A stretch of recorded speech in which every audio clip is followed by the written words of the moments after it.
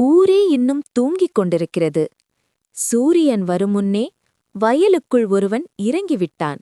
சேற்றில் கால்கள் புதைய, கைகளில் காயங்கள் உருவாக அவன் உழைக்கிறான்.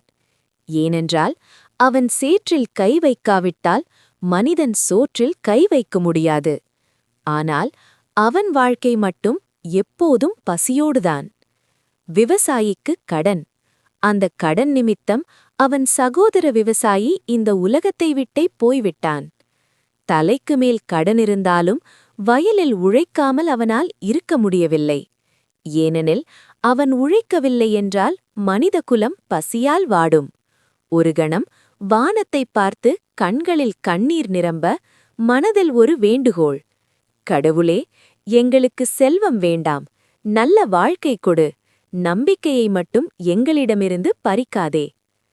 மண்ணை நேசிக்கும், மனிதனை வாழ வைக்கும் உழவர்களுக்கு இந்த உலகம் கடமைப்பட்டிருக்கிறது.